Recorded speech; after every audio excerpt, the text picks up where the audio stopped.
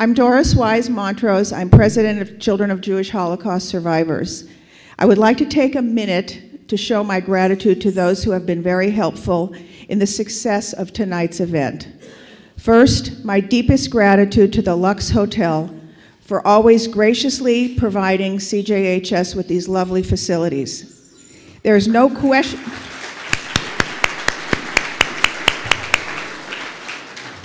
They have a great spa weekend too.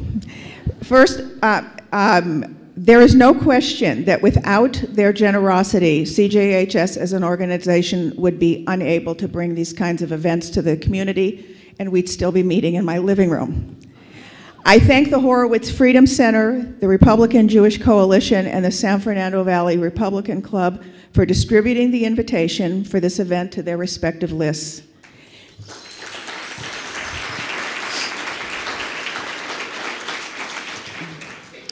And a big giant thank you to all my friends who do all the behind the scenes work, check people in and just generally make me look like I'm really organized. Tonight we have the very special honor of hosting Caroline Glick, one of the most brilliant journalists and thinkers of our time. I know that we are all anticipating her talk tonight about Israel and the upcoming US election, probably the most important election of our lifetime and critical both to Israel and the United States. My very good friend Rick Richmond will introduce Caroline. Rick edits the blog Jewish Current Issues. You will find his articles at Commentary Magazine and PJ Media. Rick's posts and articles are always highly analytical and meticulously discerning based on original sources and text. He manages to address current events with clarity as well as heart and even a wry sense of humor not found in the mainstream. Rick is a popular panelist participating on several events hosted by CJHS and will be a panelist at our next event on August 23rd right here, The Evolution of the Israeli Right from Jabotinsky to Begin to Netanyahu. Before we get started, we ask that you please turn off your cell phones and other electronic devices. And now I introduce you to Rick Richmond, who will introduce Caroline. Thank you.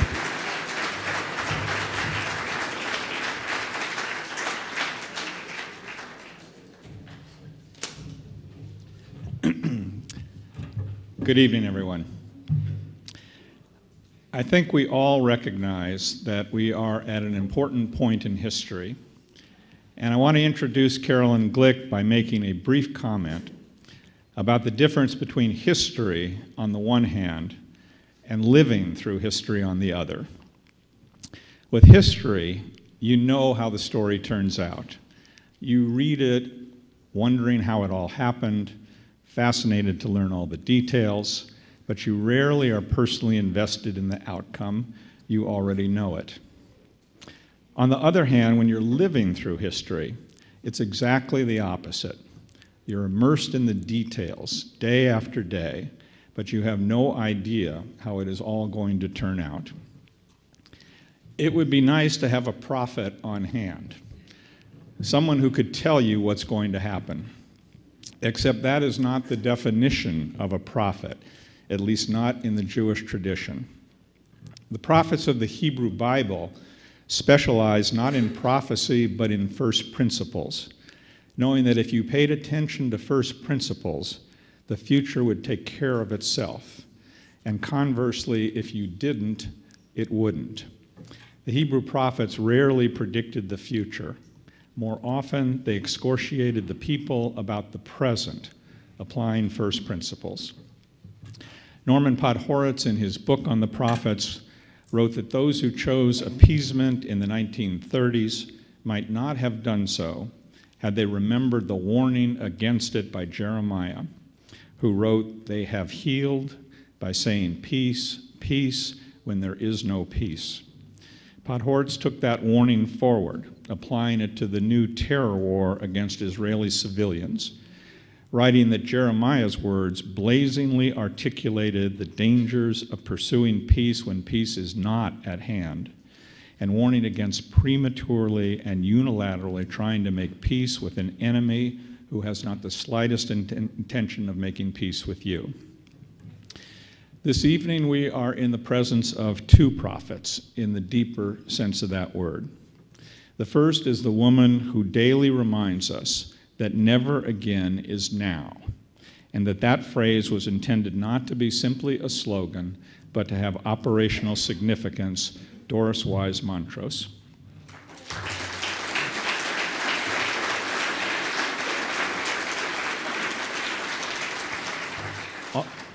Almost single-handedly, she has brought a series of speakers to us of surpassing importance, has established the important new internet venture MyEretz to support Israeli business while others boycott it, and has worked tirelessly to ensure that what her family and her people suffered will never happen again. And the second is Caroline Glick. The words once applied by an Israeli colonel to Ruth Weiss of Harvard also apply to Caroline. She is worth a battalion, because what we are engaged in is a war of ideas and a contest of moral stamina, no less than a physical conflict. She has displayed not simply physical courage, she was embedded with the US troops in Iraq, but intellectual and social courage, taking positions that gain her no popularity with elite opinion and few invitations to their cocktail parties. She writes an indispensable column every week, has produced an indispensable book, and has just joined the David Horowitz Freedom Center as the director of its Israeli security project.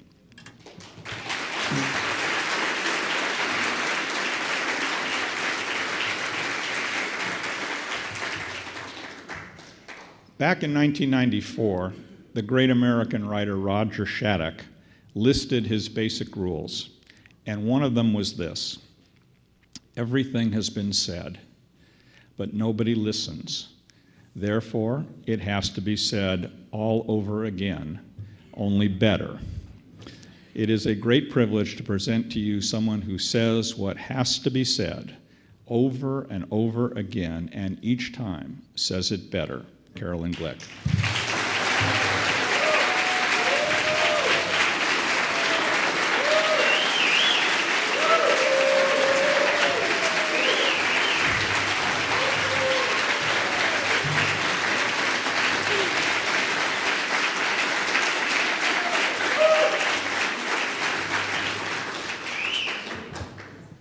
Wow. Wow, thank you. Thank you very much, Rick, and thank you very much, Doris, and thank all of you so much for coming and giving me that warm welcome to Los Angeles, California. It's really a privilege and an honor to be here speaking to all of you, and so far it's been fun, so thanks. I gotta tell you, I love those. That was quite a welcome. I really appreciate it. Okay. So the topic of my talk this evening is Israel and the U.S. on the eve of the U.S. presidential elections, 98 days from today, but who's counting?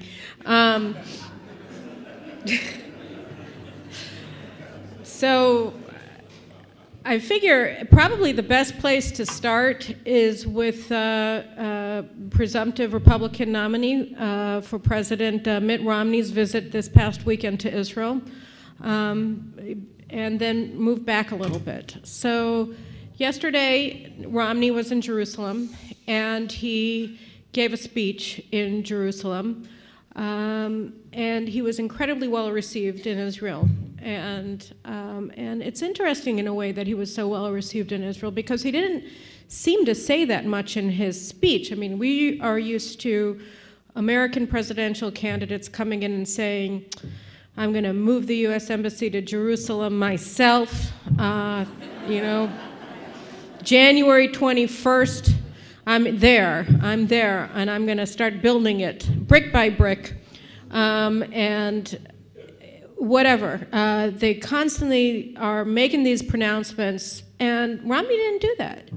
Romney did not do that. So why was he so well received? He didn't make any of the usual routine promises of a presidential candidate who is seeking the support of Israel supporters in the United States, Jewish and non-Jewish alike. I think that he was such a success because more than anything else, the underlying message of his speech in Jerusalem was that he lives in the real world.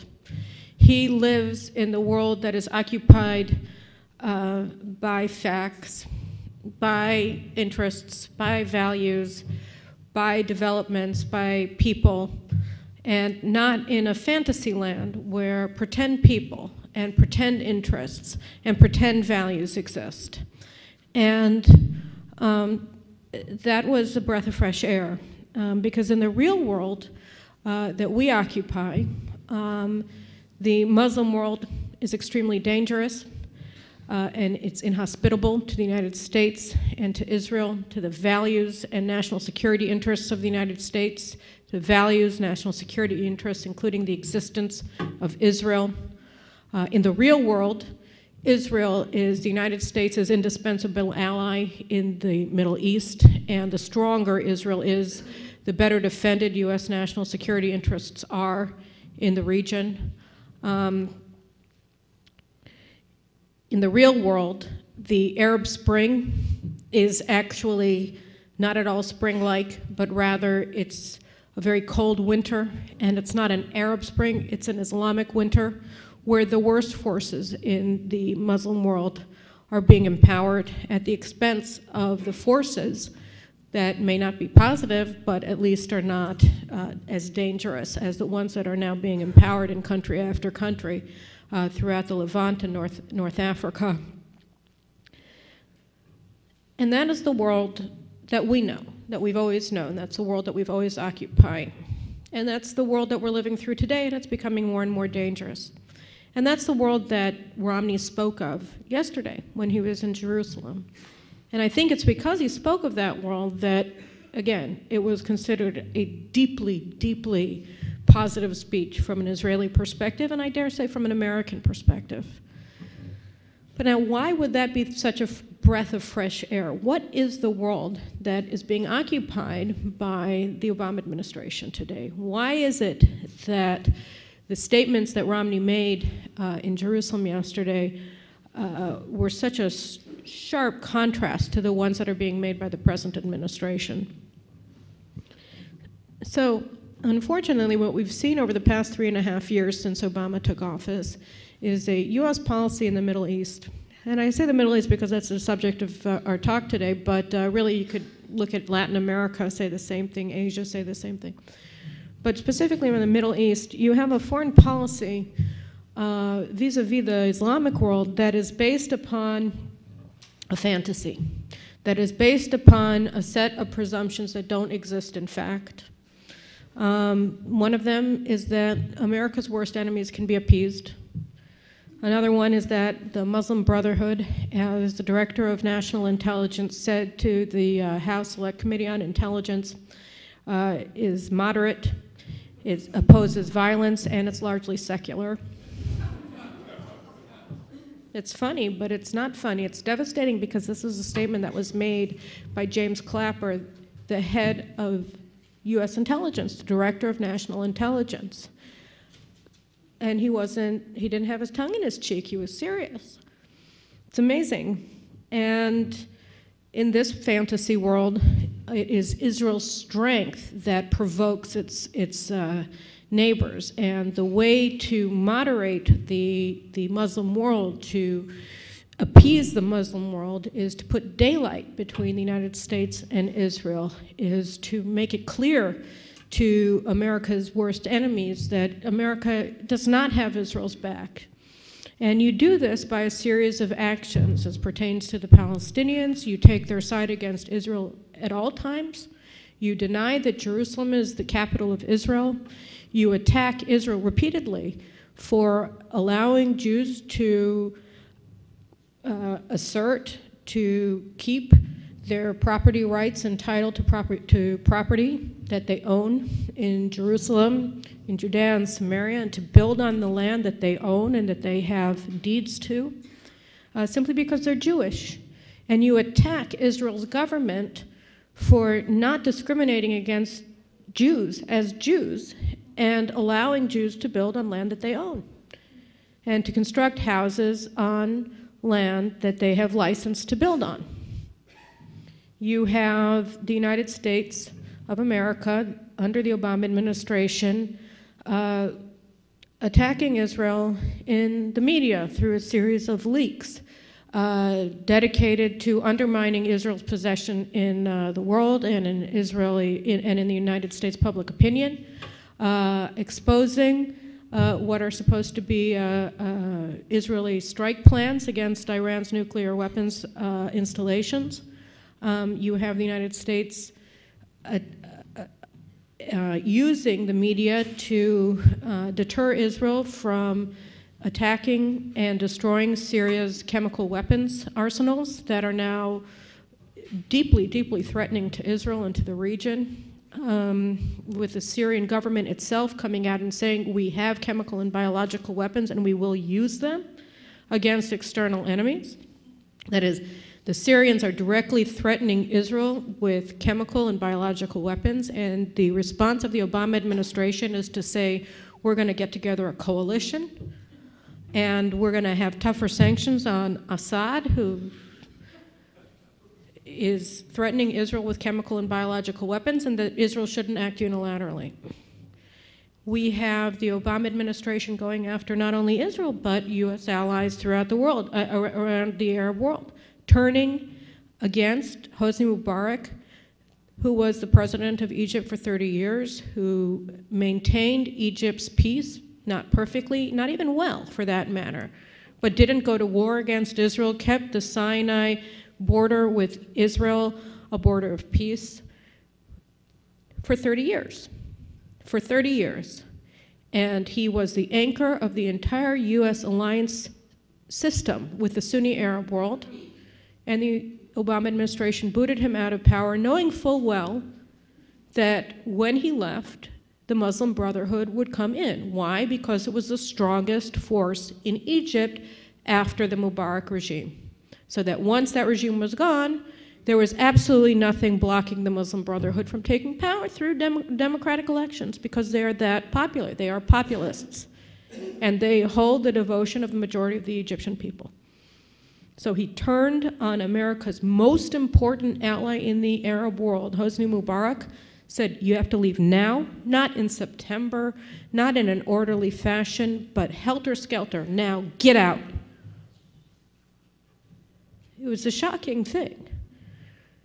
And why? Because he felt in his imaginary world, the reason that there is radicalism in the Muslim world, the reason there is a jihadist bent that is the strongest populist strain in the Islamic world today is because the United States has behaved poorly. And that if the United States turns on its allies and even on its own interests and apologizes to its worst enemies, which is what he did on June 4th, 2009 in his speech in Cairo, then somehow or another things are going to get better. That is, by being bad to yourself, by weakening your allies and empowering your worst enemies, you're going to turn your enemies into your friends. And then, of course, there's the part of that that relates to the home front, which is that the Obama administration has systematically purged the vocabulary of the federal government of all the terms required to describe reality. So you're not allowed to use the word jihad. You're not allowed to use the term Islamic terrorism. You're not allowed to in any way, shape, or form describe reality through the use of words in the federal government today. All of the terms required to describe reality by federal employees have been banned. So abroad, you are pushing a policy that is based upon a fantasy that if you're horrible to your closest allies and apologize for your own country to your worst enemies, that somehow this is going to make you more secure, make your allies more secure, make your enemies decide not to be your enemies any longer. And, you know, in the mix, we have the whole issue of Iran and its nuclear weapons program that is openly It is an openly genocidal program where all of Iran's major leaders, all of their leaders, are on record calling for the annihilation of Israel, and they are building nuclear weapons. And yet, from the way that the Obama administration has been behaving since entering office, it has become abundantly clear that their Iran policy revolves around one thing and one thing only, not preventing Iran from acquiring nuclear weapons, but preventing Israel from acting militarily to prevent Iran from acquiring nuclear weapons. That is the Obama administration's policy towards Iran. The sanctions, as Prime Minister Netanyahu said yesterday in Jerusalem, have not diminished one iota Iran's ability to move forward with their nuclear weapons program, not by one iota. For all of the talk about strong sanctions, they have not impacted Iran's nuclear weapons program one iota. 20 countries, Iran's major trading partners, by the way, have gotten a pass from the Obama administration about their oil deals with the Iranians. They're allowed to continue purchasing petroleum from Iran. That has rendered Obama himself has given a waiver to all of these countries. So he himself has ensured that those sanctions that he continues to brag about will have absolutely no impact. And in the same time, he's conducting negotiations with the Iranians, whose only purpose is going to be to buy time for the Iranians to continue their nuclear weapons program on to completion. The point where today, I don't even know what to think of these reports any longer. They keep giving us timelines. So the new timeline is that, surprise, surprise, January 2013, Iran is going to become a nuclear power. They will have the independent capacity to develop nuclear bombs at will, right around the time of the inauguration of whoever wins the elections in November. So this is what we're seeing from the Obama administration, and I want to take just a second to go back for a second to what's happened in Egypt, because I think it bears noting. A lot of attention has been paid to Iran, and rightly so, because this is a threat of annihilation to Israel. But I think less attention has been paid to Egypt, and it is an immediately threatening situation for Israel, and it is a devastating situation for the United States as well, what has happened in Egypt, and it's received almost no press attention, certainly not the attention that a shift of this magnitude deserves and requires from the American people and from, of course, the US media. Again, as I stated before, Egypt was under Mubarak and before him under Sadat. It was the anchor of the US alliance system in the Arab world, quite simply. And of course, because it is the most populous Arab country, 70 million people, and because it controls the Suez Canal, it is the most important strategic asset that the United States had in the Arab world. And it was the key to the US alliance with the Saudis, or the maintenance of the US alliance with the Saudis as well, because the Saudis are not a military power, Egypt is. The Egyptian military that has been developed since Israel signed the peace treaty with Egypt is a completely different military than the one that Israel barely beat in the 1973 Yom Kippur War.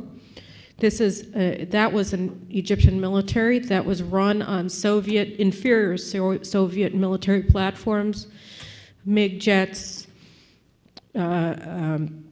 Soviet tanks, and so on and so forth. Today, it's a completely different military. It's an Americanized military. All of the weapon systems are American. They make Abrams tanks in Egypt. They have their own production line. Egyptian pilots fly F-16s. They're trained by the US Air Force. The Egyptian Navy is more powerful than the Israeli Navy. All American ships, all American munitions, all American missiles. Plus, Egypt, of course, had its own chemical weapons production. They used chemical weapons against the Yemenites in their war with Yemen in 1962. So they have a past of actually deploying and using chemical weapons in war. This is a very, very dangerous country. It was Israel's most powerful enemy until after the 73 war. And again, we barely won in the Sinai in 1973 at enormous cost in lives, and only with a massive U.S. airlift of arms were we really able to decisively win in the Sinai in 73. And again, that was with a much different Egyptian military. And you could make the case that Israel is also a much different military than we were in 1973, and that's true. But we're very similar to the Egyptian military today. And this military is now controlled by the Muslim Brotherhood. And a lot of people have been making the argument that it's not that much of a concern because the Egyptian military is still in charge of Egyptian foreign policy, and they just had that sort of diktat that they made on the eve of the presidential elections in Egypt last month, that they were going to retain control over Egypt's national security policy and foreign policy, and that the president wasn't going to have any powers in this realm. So that isn't true. And I'll explain, there are two reasons that that is not the case. The first reason that that isn't the case is because the whole rationale that the Egyptian military was operating under in terms of maintaining the peace accord with Israel was that that was what was required to ensure American support for the Egyptian military. Unfortunately, under the Obama administration, the U.S. no longer supports the Egyptian military. It supports the Muslim Brotherhood against the Egyptian military. So the reason that the Egyptian military had for maintaining the peace with Israel, that is U.S. support, is gone. They don't have American support any longer, and since they don't have American support any longer, they have no reason to uphold the treaty, and therefore they won't. The other reason that it isn't true is that in the event that, say that my first assertion was incorrect, which it isn't, it's correct, we have to understand, and I wrote about this a couple of weeks ago, that the position of the Egyptian military in Egypt from a constitutional perspective as well as from a societal perspective is far weaker than the position of the Turkish military and what they occupied 10 years ago when the Turkish equivalent of the Muslim Brotherhood, the Justice and Peace Party under Prime Minister Erdogan, won their first election. At that time in 2002, when the Justice and Peace Party, or Justice and Development Party, it was Justice and Development in Turkey and Justice and Peace in Egypt. Anyway, when that party won in Turkey, the Turkish constitution required the Turkish military to intervene with the politics of the country in the event that there was any threat to the secular nature of the Turkish Republic. So that when, in the past, the Turkish military intervened and overthrew elected Turkish governments because of the fear that they were Islamist, they did so because they were required to do so by the Turkish constitution. So it wasn't a coup d'etat in the way that we generally conceive of a coup d'etat, because they were required to do it. They were carrying out their constitutional responsibility when they overthrew the government. So they were extremely strong. They were in a very strong position then in 2002 vis-a-vis the AKP party when it came in. Today, 10 years later, half of the Turkish General Officer Corps is in prison. Half of the generals in the Turkish military are in jail. Most of them are sitting there without any charges against them. Many more of them are sitting there in trumped-up charges of treason based upon a mythological plot to overthrow the government called the Ergenekon plot, which is just science fiction. And together with them, sitting in jail, unindicted in most cases, are the journalists, are the businessmen, are all the pillars of a civil society that is non-Islamic, that is secular. And in charge of Turkey today is a Muslim government, a Muslim Brotherhood-aligned government. The AKP was the first government to embrace Hamas in 2006 after they won the elections to the Palestinian Legislative Council, and who have embraced, of course, the Muslim Brotherhood in Egypt, who embraced Iran, which everybody here is erroneously saying there's no way that they're going to be working together because this one is Shiite and this one is Sunni, and they're really competitors. Well, they're competitors and they're collaborators. They're grown-ups, they know how to do both. And we keep saying no because we want to think for them. What we're constantly doing in the West, and particularly in the United States, is figuring out reasons not to be concerned about things that ought to concern us. And so, thanks. And that's really what's happening. So if this is the situation in Turkey 10 years down the road, what do you think is going to be the situation in Egypt? Again, the rationale for continued maintenance of the peace treaty with Israel is gone because of the Obama administration's decision to turn its back on the Egyptian military and prefer instead the Muslim Brotherhood. And two, the Egyptian military is far weaker constitutionally than the Turkish military was 10 years ago. And so from both of those perspectives, it's clear that they are not going to guarantee anything. And that what we have today in Egypt is a sea change of the magnitude of the communist revolution in China.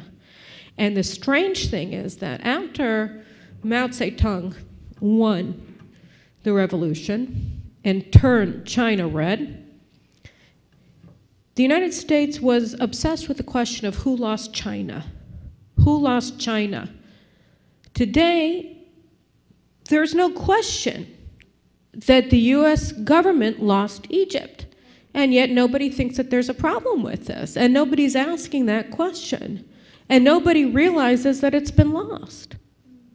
So, this is the kind of situation that we're facing today on the eve of the US presidential elections, where you have an entire foreign policy establishment really in Washington and around this country, people who write about foreign policy, people who enact foreign policy, who are going willy-nilly down a garden trail that is going to lead to horrible, horrible events if it isn't stemmed by people who embrace reality as their operating assumption when they're moving into the world around us. So, just to go back to the beginning, what does this tell us about Romney's speech? And what was he saying in that speech? He said, Iran is dangerous and it can't be allowed to have nuclear weapons. At the same time that the Obama administration is enabling, essentially, that eventuality by continuing to have negotiations with the Iranian government, which can lead only to the acquisition of further freedom of action on the part of the Iranians to build and develop and complete their nuclear weapons program, and enacting sanctions that are not having any impact whatsoever on the Iranian nuclear weapons program. You have Mitt Romney coming to Jerusalem, and by the way, mentioning that it happens to be the capital of Israel, which was nice. He got a standing ovation, and everybody here is clapping. And Rick mentioned in his very warm and kind and flattering introduction what the writer that he mentioned, whose name I forgot, wrote in 1994. Well, George Orwell said that it is our job to repeat the obvious. But unfortunately, the obvious has become an applause line. That is the absurdity of the times in which we live, the topsy-turvy world in which we live, where to state the obvious fact that Jerusalem is the capital of Israel has become something that when a Republican candidate for the presidency of the United States says, he gets a standing ovation for. It's sort of, it was kind of nice and kind of disturbing at the same time when I saw that. It shows what a distance we've traveled.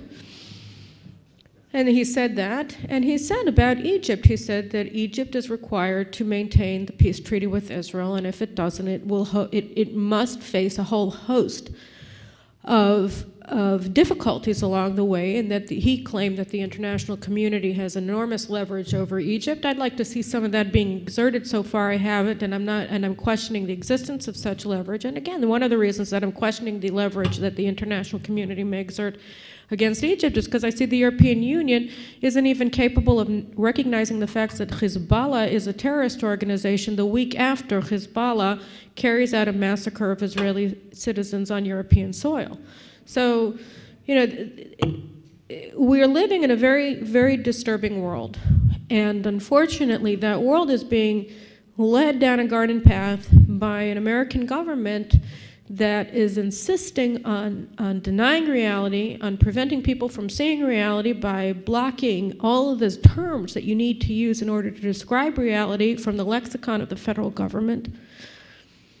And so today, again, just mentioning basic facts has become an empowering statement for a politician to make, empowering to allies, empowering to audiences, empowering to friends. Just by stating the obvious, you are considered to be a friend today. Just by acknowledging the facts of life in the real world, you are considered to be a friend by people who live in the real world.